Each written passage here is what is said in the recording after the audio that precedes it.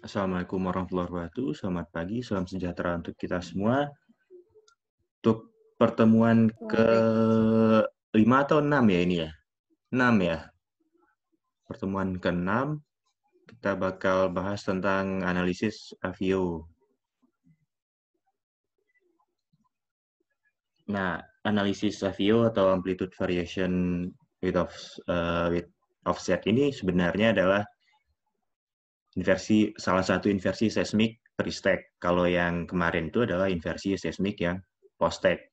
Sini katanya inversi seismik post-stack seperti AVO, lambda Muro, elastic impedance atau S-impedance itu normalnya digunakan untuk mengidentifikasi litologi, porositas, dan tipe fluida pengisi porositas tersebut.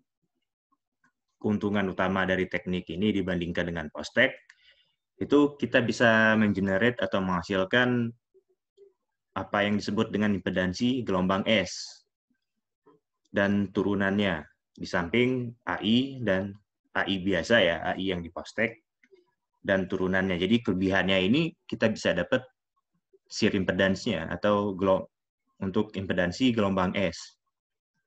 Nanti kita bakal banyak bahas itu apa sih gunanya untuk yang impedansi gelombang S tersebut. Nah, dasar matematisnya hampir sama ya dengan AI kemarin atau rekursif atau inkursif. Ini inversion, yaitu yang pertama jelas kita pakai ini nilai dari koefisien refleksi.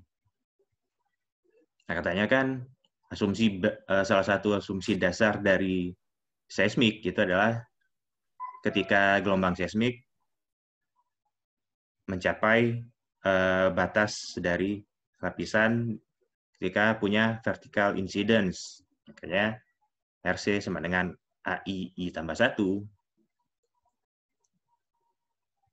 Ini I tambah 1. Ini adalah I-nya. Di mana nilai AI yang di bawah, layer bawah, dikurang layer atas per AI layer bawah ditambah AI layer atas gitu. Dapatlah koefisien refleksinya. Ini coba kita kembangkan sehingga dapat nanti S impedance gitu. Nah, ini kan seperti yang udah dibahas di berbagai macam kuliah kan. Katanya ketika gelombang seismik mencapai batas dan punya sudut incidence-nya itu non-zero gitu. Sudut datangnya itu bukan nol gitu. Maka gelombang seismik tersebut akan dikonversikan menjadi gelombang P dan gelombang S. Nah, konsekuensinya dari koefisien refleksi nanti bakal menjadi gelombang P dan gelombang S. Ya kan, masuk akal kan? Ketika gelombang seismiknya datang nih dengan sudut datangnya bukan nol gitu kan, bukan 0 derajat. Maka gelombang tersebut akan dikonversikan, akan berubah menjadi 2, gelombang P dan gelombang S. Maka secara teorinya kita punya 2 RC, yaitu refleksi untuk gelombang P dan reflektivitas untuk gelombang S. Nah, ini bakal dipakai di persamaan AVIO.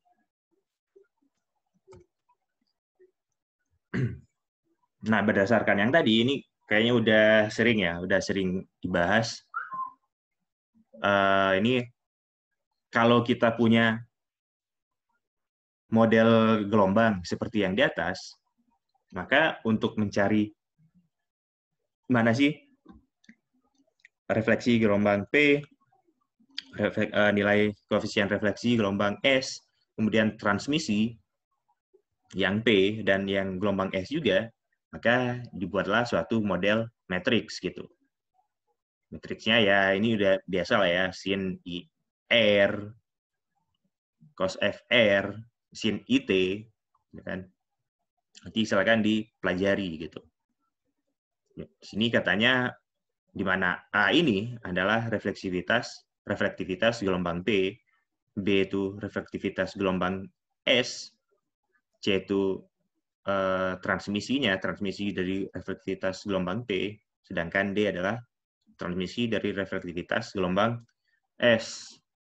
Alpha itu Vp, beta itu Vs, rho itu density. Nah, persamaan Zuprit ini katanya is good for deriving the exact amplitude of reflected P wave as a function of angle. But sebentar ya, saya ditelepon Bu Anggi.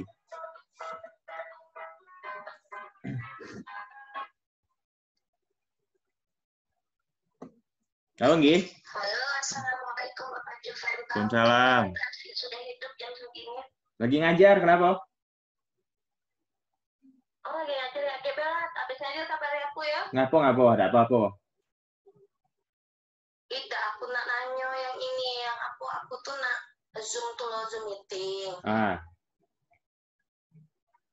Untuk tapi yang per bulan. Oh, ya aku rencananya juga. Ada coro ini ya. Dah, aku rencananya juga kayak gitu. Mau dah kita 3 jurusan tuh langganan deh sebulan ini. Aku lihat kemarin di. Ya kan sama baik. Usah kan 3 jurus. Iya, tapi tambah tuh dan kami maunya nak kami bayar prodi kalau kayak gitu. Kami itu kemarin tuh sudah diskusi kemarin tuh kan.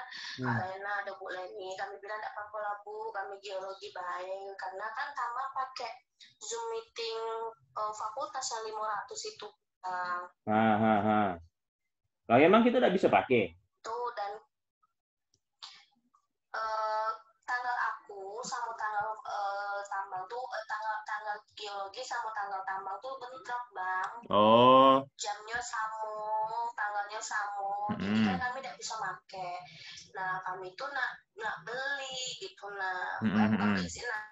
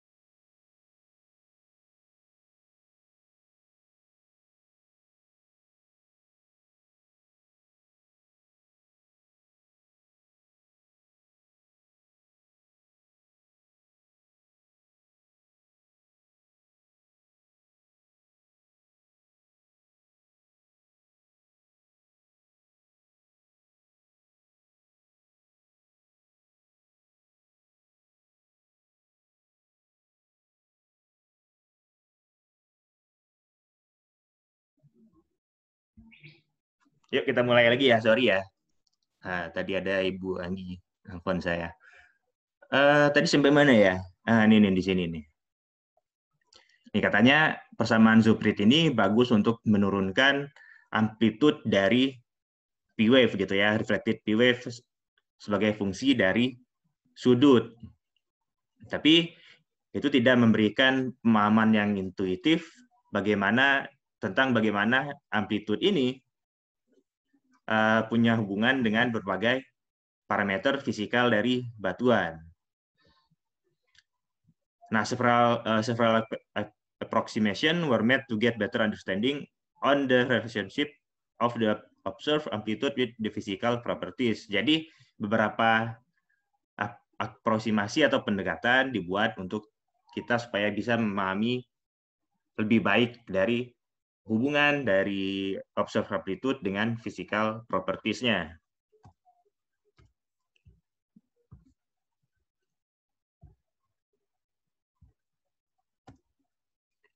Nah, salah satu aproksimasi atau pendekatan yang paling banyak digunakan itu adalah pendekatan Xue ini ya. Di sini kita pakai R yang namanya R theta. R theta jadinya itu reflektivitas untuk theta gitu.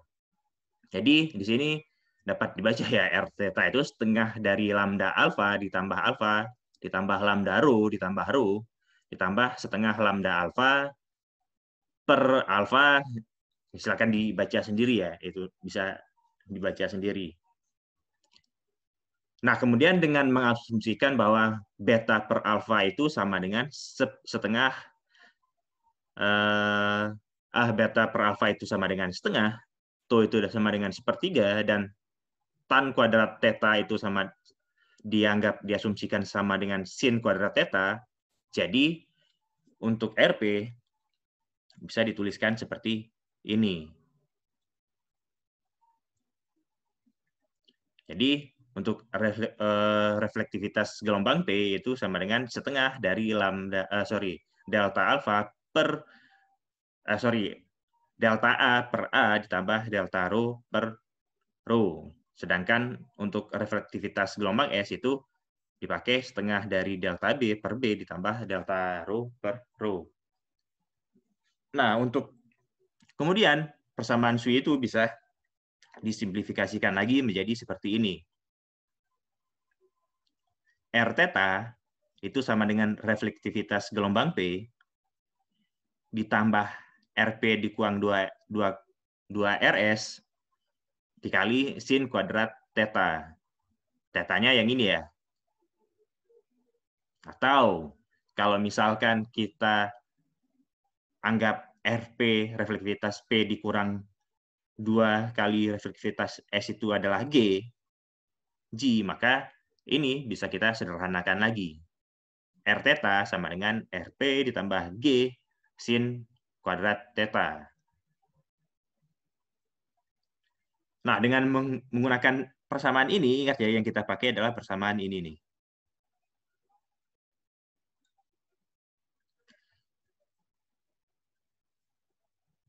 Maka P-wave dan S-wave bisa kita turunkan dari common midpoint seismic data. Seperti yang bakal kita lihat di gambar berikutnya yang di kedalaman 1,25 second terindikasi mungkin mengandung kehadiran dari gas. Jadi yang diingat adalah yang ini ya.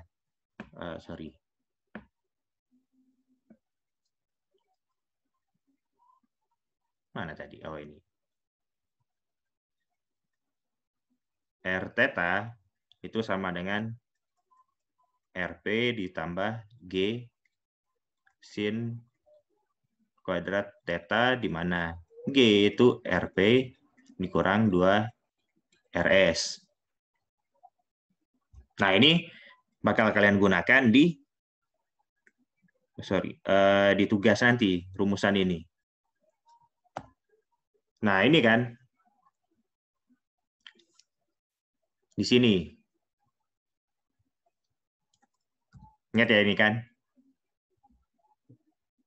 di kedalaman 1,25 second itu mengindikasikan kemungkinan kehadiran dari gas.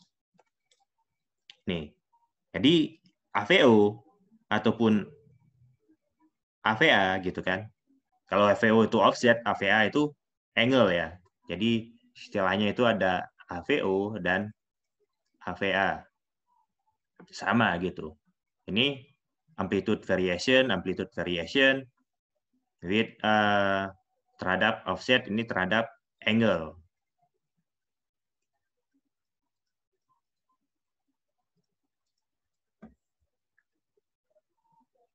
Nah, inilah beberapa keuntungan menggunakan AVO dan AVA. Bisa langsung kelihatan gitu. Nah, kemudian masuk ke langkah analisa AVO. Nah, yang pertama ada namanya AVO modeling gitu. Nah, yang pertama dari AVO modeling ini itu kita memodelkan mencari model AVO di log data, atau dengan kata lain kita mencari model, ada enggak anomali AVO itu di data sumur gitu. Nih, modeling AVO response using log data. Log data ini jelas well-log gitu. Nah, untuk mengerti tipe dari kelas AVO berapa, nanti ada ya, setelah ini ada pembagian kelas AVO gitu. And expected response associated with hydrocarbon and weight gitu. Dan respon yang diharapkan dari apakah dia terisi hidrokarbon atau dia weight gitu. Different class has different response. Based on Shui equation, AVO response can be predicted as illustrated in the following figure. Nah, kemudian setelah kita cari anomali AVO di data sumur, kemudian kita cari anomali AVO di data seismik. Nah, ini ya AVO class gitu. Mudah-mudahan ini. Kita masuk ke AVO class dulu aja ya.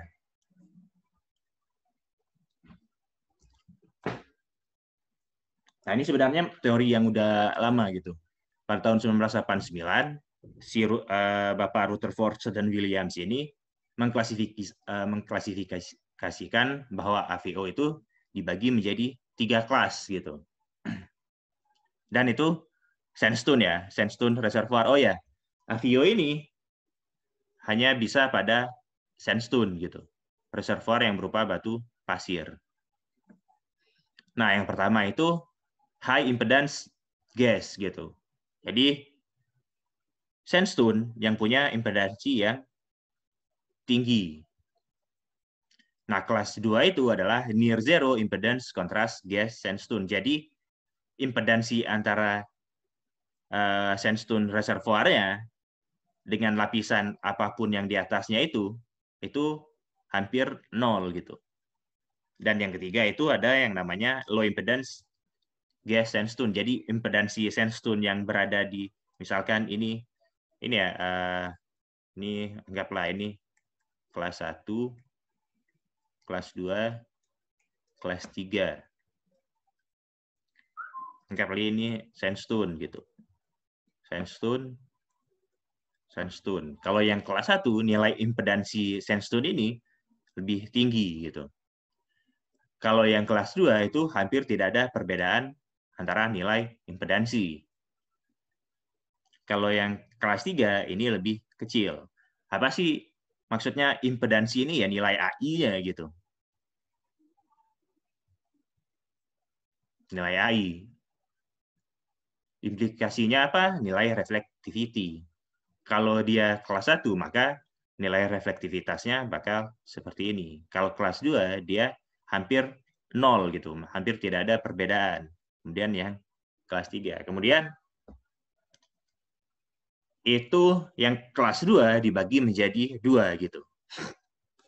Kenapa dibagi menjadi 2? Karena ingat kelas 2 tadi kan dia itu near zero impedance kan.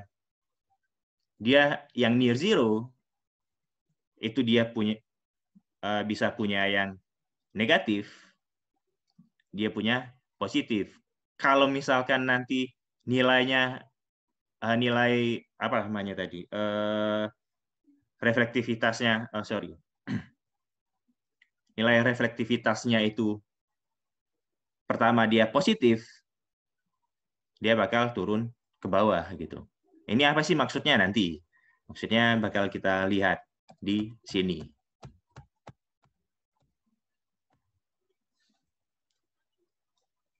Nah, jadi untuk Avio, yang untuk menentukan kelas Avio itu pertama adalah nilai reflection strength. Kemudian ada nilai Poisson ratio. Nah, nilai ini bakal bertambah seiring bertambah panjangnya offset gitu. Nah, pilihannya ada dua. Apakah dia bakal membentuk parabolik ke atas atau dia bakal membentuk parabolik ke bawah. Nah, kita ambil contoh di sini. Kita punya nilai reflection strength 0, itu positif. Kalau misalkan nilai Poisson rasionya meningkat, maka dia bakal membentuk parabolik seperti ini. Kalau misalkan dia punya nilai Poisson rasio yang yang rendah gitu, dia bakal membentuk parabolik ke bawah. Di sini juga nih, kalau misalkan kita punya nilai reflection strength-nya yang di awal itu adalah negatif, hampir mirip. Nah, ini contohnya seperti ini nih. Nah, ini adalah contoh untuk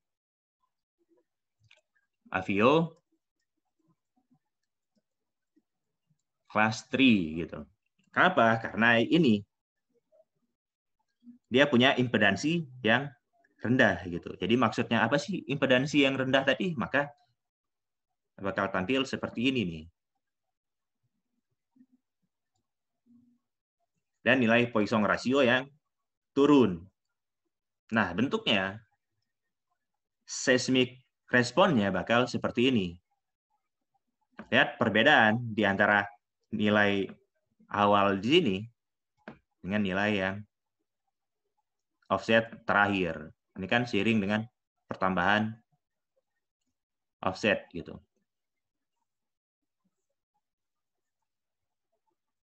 Dan perhatikan yang ini.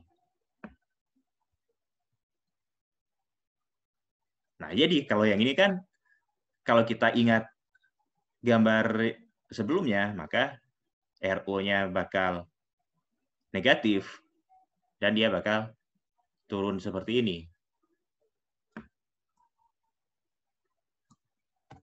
Nah, kalau seperti ini gimana?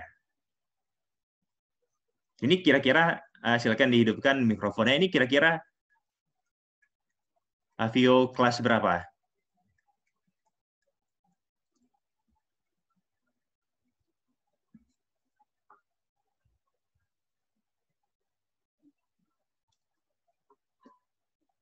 Ini kira-kira Avio kelas 1 ya, karena dia bakal punya nilai impedansi yang tinggi. Nah, kemudian gimana bentuk seismic responnya? Ini silakan nanti tambahkan ke tugas ya, dan juga yang ini. Nah, ini kalau ini Avio kelas 1. Sedangkan ini adalah Avio kelas 2 karena dia near zero. Nah, ini Avio kelas 3. Ini silakan digambarkan nanti ya. Ini panduannya ada di sini. Ini apabila densitas VP dan Poisson rasionya semuanya naik gitu, maka seismic responnya bakal seperti ini. Nah, apabila ini AI lah ya, rho VP increase, kemudian Poisson rasionya decrease, maka di sini bakal lihat di ujungnya bakal semakin kecil gitu. Nah, kalau yang ini di mana rho VP-nya turun sedangkan Poisson rasionya naik, maka bakal jadi seismic responnya bakal jadi seperti ini.